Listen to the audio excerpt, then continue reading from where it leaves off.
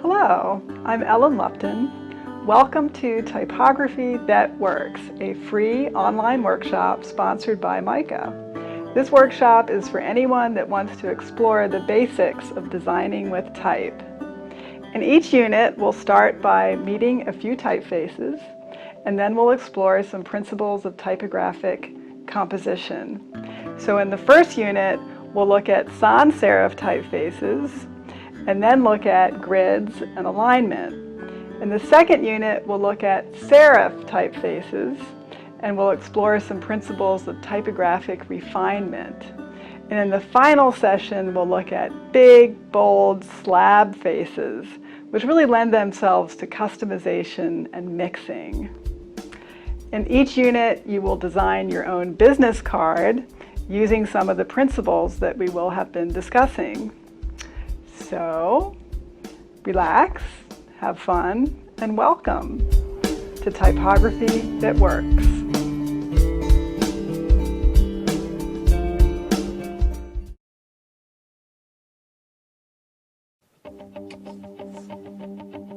Hello, welcome to the first unit of Typography That Works. What we're going to do is look at some sans serif type families and then explore grids and alignment as fundamental ways to put type together.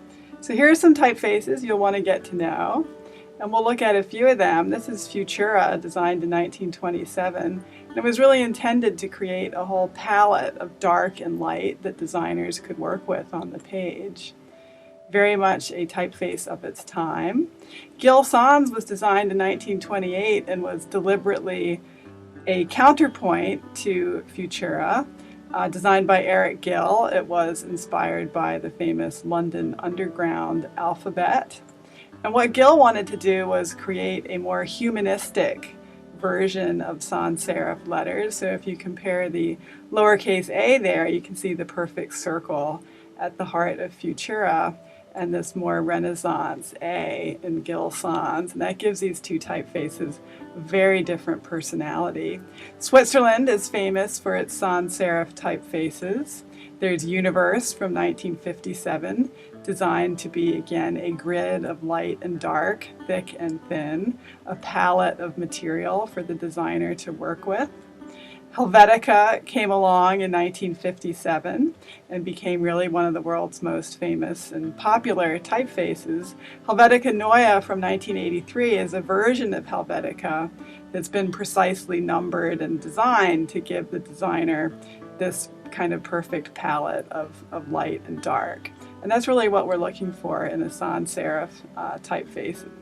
And of course, designers never stop, and every year and every decade there's new sans serif typefaces to work with, each one providing something new and different for designers. So a really famous one is Gotham, designed by Tobias Frere-Jones. You'll know it from Obama. It's really become a symbol of change and a symbol of America. And in fact, it is inspired by American commercial signage, like the lettering you see here. So why do we need so many typefaces? One reason is to avoid type crimes like this. This is where a designer has scaled the letters in one direction and not the other, and it makes these really ugly, mismatched line weights.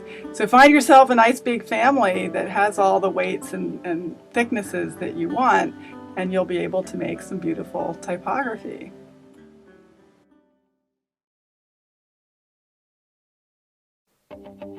In this part of the lesson, we're going to look at the architecture of typography and start doing stuff with all those great sans serif alphabets. So there's our friend Helvetica again, and this is a beautiful poster from the 50s where you can see how the designer is using a grid to line things up. And really, graphic design is all about alignment. And we create grids so that we can have a system that allows objects on the page or on the screen to be anchored to one another. And it creates a mix of uniformity and variety. And that really creates very structured and ordered typographic stuff. So alignment is at the core of how we place and organize elements, and each form of alignment has its own kind of vibe to it. Centered alignment is very formal, it's very symmetrical. You get designs like this that are, almost static. That little bit of italic there gives it some motion. We see centered type on tombstones, right? So sometimes you maybe aren't ready to be dead yet. Try something different from centered. Justified is very economical. It saves space and it makes a wonderful solid block. Sometimes that block can be full of holes. We call these rivers, and that's not such a great thing. So you have to work hard to make your justified type beautiful, like in this design, where even the pictures are justified. Flush left is a great organic typesetting. So you got a nice hard edge on one side and a soft edge on the other. Check out this gorgeous book cover from 1936, typeset in Futura. Stamped onto a linen book cover. Really beautiful.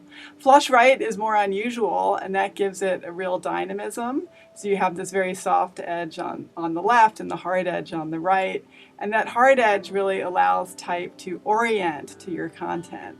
We're very aware of the alignment and the way the type is kind of magnetically attracted to something beside it. Here the designer has used that flush right type to really create a sense of motion and dynamism. We want to open the cover of this book. That type is carrying us right to where we want to go. So let's look at some layouts.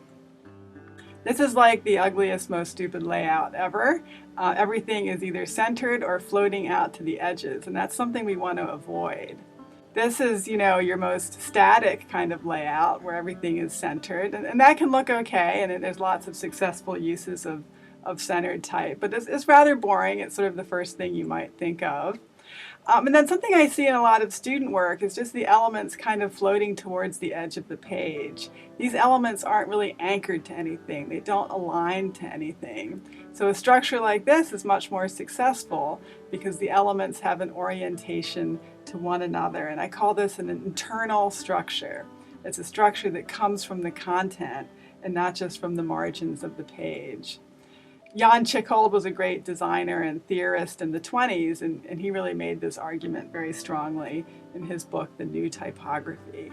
So he hated centered type, he hated how it forced content into this rigid, predefined mold, and instead he created grids with flush left elements anchored to each other. Line spacing is an important resource for the designer, and we really use this to create texture, to create open and closed fields of type that are lighter or darker.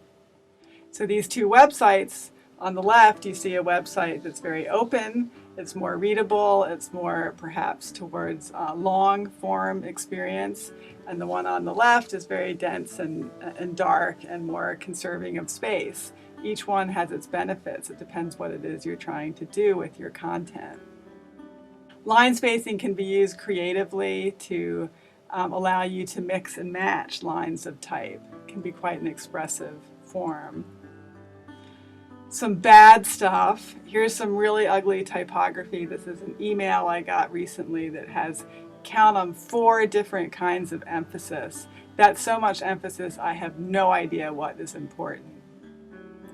Same with this Amtrak sign. This designer here was so excited and using so many bolds and italics and exclamation points that nothing ends up really looking important. This one's a little bit better, but we still have problems with too much emphasis. So I'm starting to read, the phrase always red caps instead of what was intended by the writer.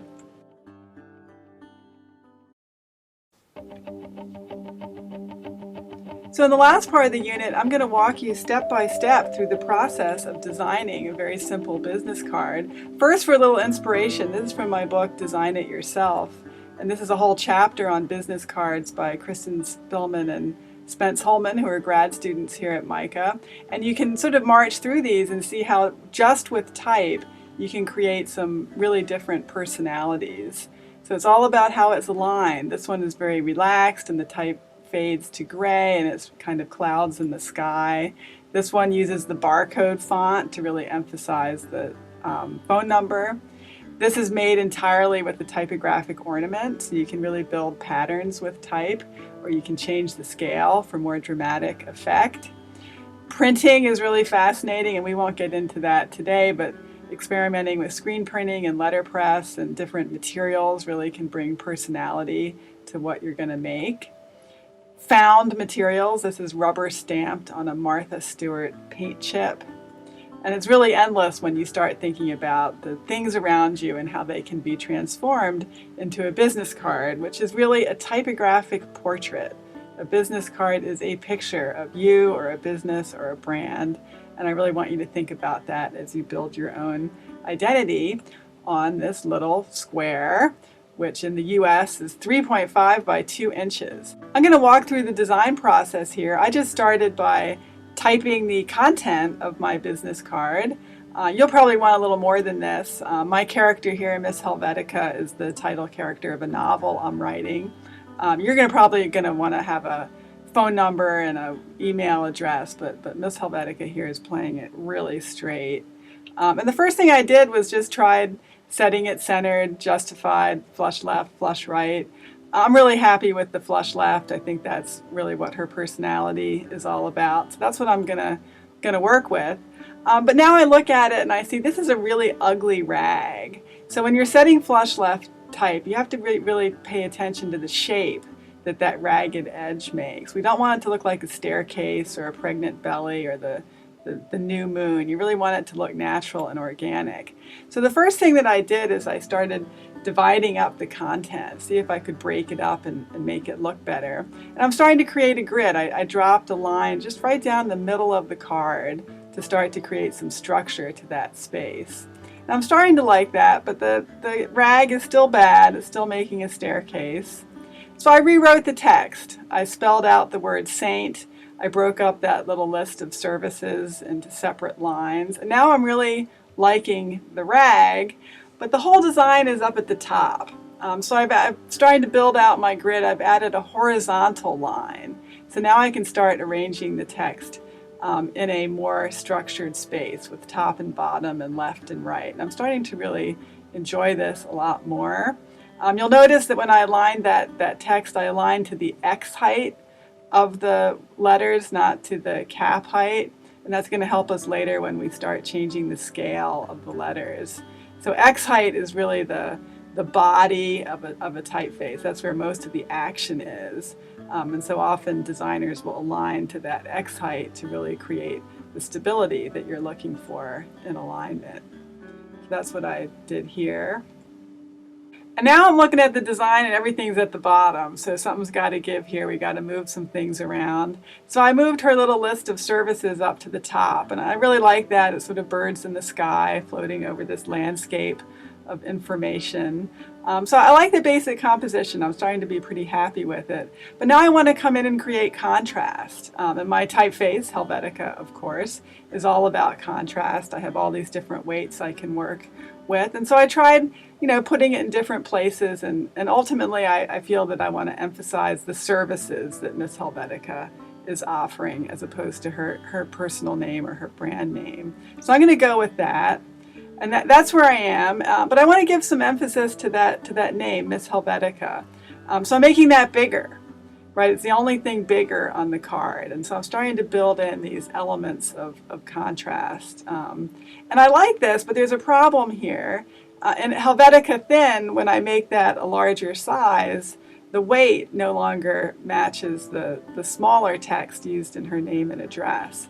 So I'm going to switch that out and use Helvetica Ultralight for her business name and keep Helvetica Thin for the name and address. And the typeface is designed to really be modular this way and allow you to create these matching strokes. And that's some really nice little refinement that comes from a big typeface like that. So I'm really liking this. I'm going to just make design and typography a little bit smaller. I think it's a little more poetic, floating up there in the sky. And now I'm going to step back and look at that composition. There's my grid, and the grid makes sense. It's very rational, but visually it feels imbalanced because there's less space on the right margin than on the left. So now that I have this rational grid, I'm going to come in and really make it look right.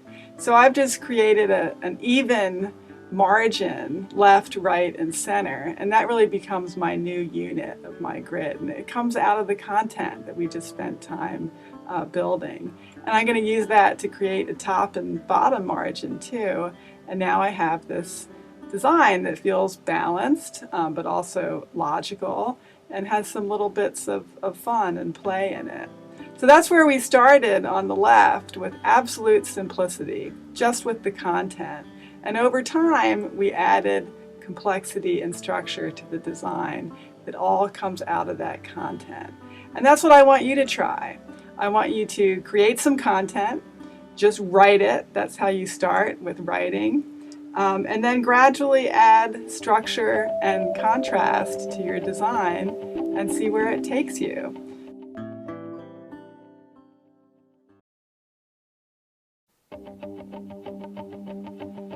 Hello, welcome back to Typography That Works. In this unit, we're going to look at some serif typefaces and explore some of the finicky, fine details of typographic design. For example, a ligature. These are special characters that prevent unwanted touching between F and I, F and L, and other character groups. I'm going to start with just a little bit of history. The first typefaces were inspired by medieval handwriting. Pages like this, printed in Germany in the 15th century, are very dense and dark, inspired by that medieval script. In Italy, printers began creating Roman typefaces that were much more open.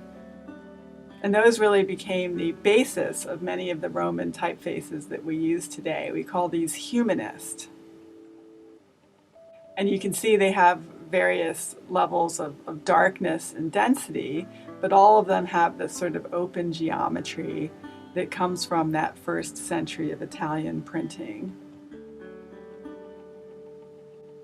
Italic type originated in Italy from a cursive style of handwriting. And initially they were separate from the Roman alphabet. And here you can see that contrast between the upright Romans and the slanted Italic on a single page of type. In France, Garamond created another popular humanist typeface, and many versions of this typeface are in use today. One of my favorites is Adobe Garamond Pro. Each one has its own style, each one reflects its time, and designers continue to update these typefaces to express contemporary printing and technology. Dave Eggers is famous for using only Garamond 3 in his magazine McSweeney's.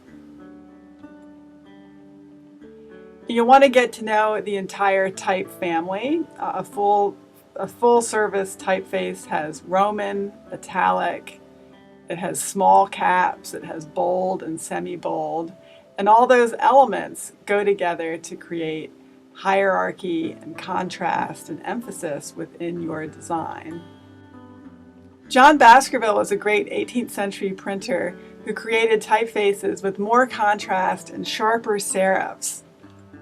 And in this beautiful piece of printing by Baskerville, we can see many techniques of typographic design that we'll talk about in more detail. Tracked capitals, small capitals, dropped capitals, and old-style numerals, all fantastic features of traditional serif-based typography.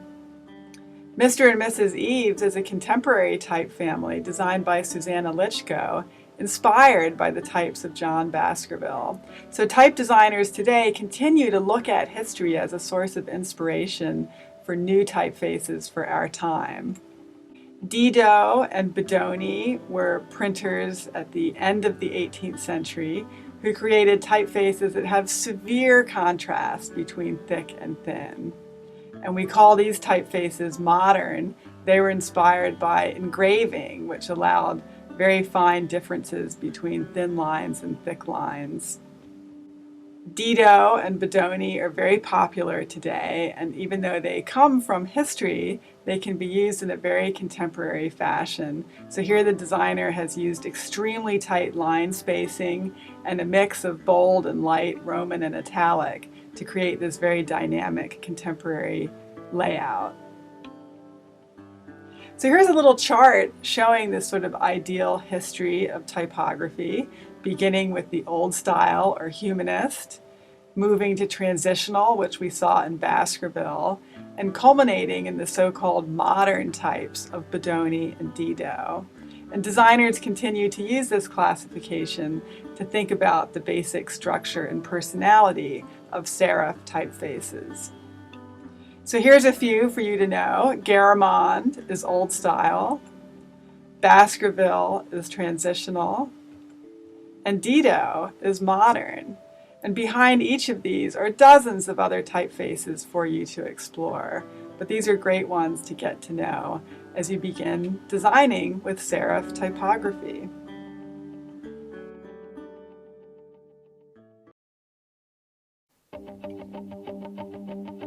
So now that we've looked at some serif typefaces, we're going to look at the details that are possible with a great typeface. So here's that beautiful page of Baskerville. And some of the things that he did was add tracking to his caps. And you can see here how by adding some space around the caps, it really emphasizes the beautiful kind of square geometry of capital letters, which are derived from stone carving and often had a lot of space around them. Tracking is not such a nice thing applied to lowercase letters, which are really designed to sit nice and close together. So generally we avoid tracking lowercase. Kerning is something different. Kerning is the space between two letters, whereas tracking is space across a whole body of letters. Here you can see how kerning improves the space and creates a more even effect. So metric kerning is the kerning that is built into your typeface. That's really the kerning that the designer put there. And usually that works just fine for what you need to do. Sometimes designers switch to optical kerning, which allows the layout program to determine the kerning instead of the designer of the typeface. And this often works better with headlines, with large scale type. Small caps are a great feature of typography. Small caps are the height of lowercase letters, and you can see them in work there. True small caps are part of the typeface. They're actually a separate alphabet designed by the type designer for you to use. Pseudo small caps are a type crime. These are shrunken capitals, and they look terrible because when you shrink down that full-size letter, the weights don't match. Numerals are fascinating. Some typefaces use what's called non-lining numerals, which have ascenders and descenders, whereas other typefaces like Helvetica or Futura have numerals that are essentially the height of capital letters. The beauty of non-lining numerals is that they integrate with text. They have this wonderful literary feeling because they look like upper and lowercase characters. Drop caps are a great feature of traditional book design, often used at the beginning of a work. This one was created with the automatic drop caps feature in InDesign. But you can also do your own customized drop caps. So here I wanted that line of text to actually follow the angle of the W.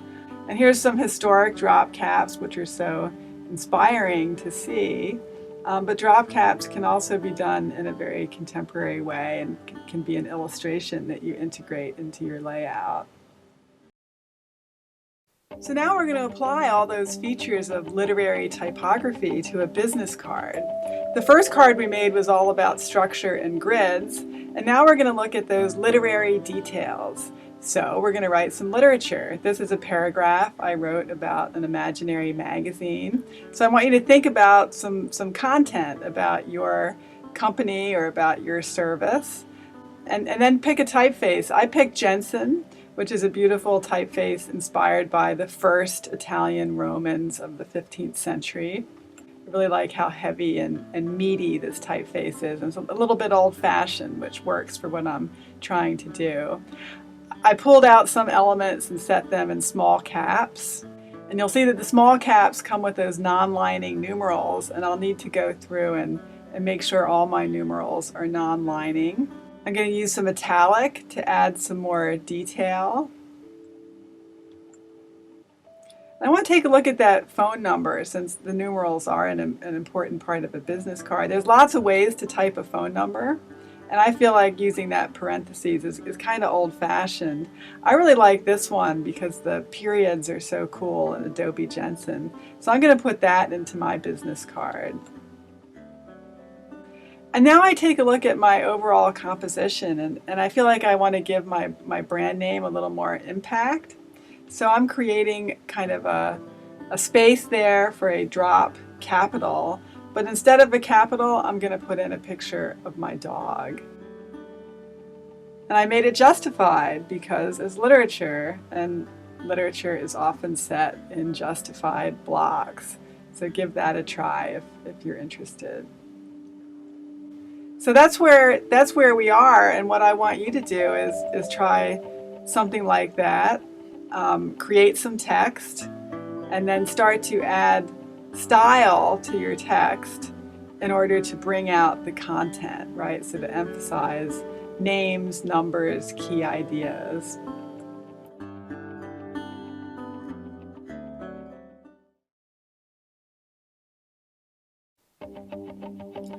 Welcome to the final unit of Typography That Works.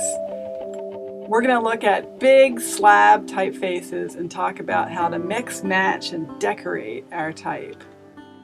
So in the last unit, we focused on literary typography, and now we're going to look at what happened when these very perfect letter forms merged with advertising and became a whole new species of typographic communication. This is a page by Baskerville, and we looked at Dido, who created modern typefaces with severe contrast between thick and thin. Here's that little history from old style to transitional to those super hairline thick and thin of Bedoni and Dido. So there's Dido. And when these were introduced, it sort of freed type designers to create bigger and bolder lettering. And essentially they merged the sans with the modern to create what we call slabs. And in a slab, the serif becomes an independent architectural element. It's no longer just a finishing detail, it's really the structure of the typeface. And these became very popular in the 19th century when there was a demand for advertising. So typography was no longer just books, it was ads, it was leaflets, it was posters. And typography really evolved in response to this need for emotion and impact. Not all slab faces are decorative or look like they just escaped from the circus. Clarendon is a super classical slab face. Century Expanded is used in a lot of book typography, but it has nice heavy elements. I use this typeface in all my presentations. It's called Thesis by Lucas de Groot. This is an incredible contemporary type family that incorporates slabs and heavy modern faces and sans serif into a single family to get that 19th century advertising feeling from one superfamily. Slab serifs love the web, and many of the really popular typefaces for web design are slabs because they really hold up well to the rigors of the screen. So those nice heavy details give the typeface meat and allow it to really communicate on screen media. So those are some great slab faces, from super decorative to super practical, but all of them bring this kind of mass and impact to your work.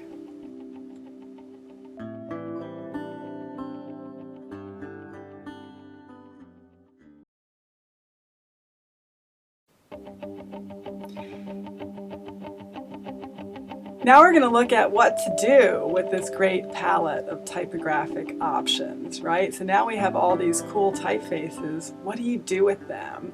And when you look at 19th century typography, the fonts were crazy, but the layout was super, super conventional. This is really just like a tombstone or the title page of a book. When you look at 20th century typography, designers started to use those decorative faces but actually add a grid to them and actually start to structure them in a more dynamic and asymmetrical fashion. Here's Mica's logo. It uses a slab face called Giza, inspired by the great Egyptian slabs of the 19th century. And here the designer is adding a grid to the logo. I think slabs really lend themselves really nicely to branding. They're very distinctive, have a lot of personality. And that Mica logo is actually inspired partly by the slant in one of our signature campus buildings. So it's kind of fun to see architecture and typography come together. And when you have a really big, bold typeface, then you can do stuff to it, like turn it into patterns. So all that heft, all that weight, is something the designer can really exploit in their application of the logo system. Mixing typefaces is a real art. Here's some slab faces mixed in this little tear sheet from New York Magazine. And what I really like here is the contrast between a very tall but very thin letter and a very small but very heavy letter. So you're getting this contrast going in two directions, which really gives this little page its sophistication. These are some rules about mixing typefaces from Heffler and Frere Jones. You can see more tips from them on their website, but here's the idea of mixing geometric typefaces from different times in history that still have a kind of core geometry and sense of order to them. Or here also from Heffler and Frere Jones is this great kind of restaurant design using lots of different typefaces, but all of them with this origin in 19th century typography, and that gives a kind of common personality to the piece. And then there's some typefaces that really become tools for the designer to use and to experiment with. This is History by Peter Bielak, and it's a kit of parts. It's all these layers that go together to create really an infinite number of different letter forms from one typeface. And here you can see it applied in this beautiful postcard design. So that's one font layered together to create lots of different letter forms.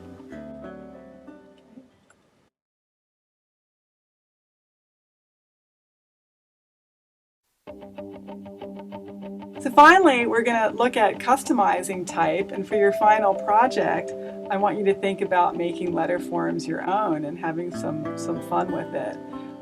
This is like super ugly, and all of us would look at this and be absolutely horrified, but actually some of these techniques can be used well. And what the designer is trying to do here is create separation between the type and the image behind it. So techniques like drop shadows and outer glow and outlines are all methods that we use to make typography separate from its world. They're ways of customizing type. Here, Rudy Vanderlands has used those techniques in a really beautiful way. So I'm not one to dismiss effects as something that typographers shouldn't use. You just have to use them well. And here's a beautiful logo by Duffy Design. And you'll see that there's this lovely outline around that word French. And the outline is just a little bit different color from the background. And it gives this subtle dimension. It's an ad for bread. It's a logo for bread. And giving that little bit of softness to it really expresses the product in a lovely way. So there's lots of ways to do this. This is really best done in Illustrator, where you can really control the exact placement and weight and even the shape of outlines. So you can have square or rounded outlines, you can have mitered outlines. You can expand your stroke and actually put a stroke on your stroke. And then you can, if you've expanded your stroke, you can start to cut and change it within it. So here this kind of light effect is made by turning some of the stroke into white. And so without adding a lot of extra stuff to the lettering, you start to have this sense of light and dimension.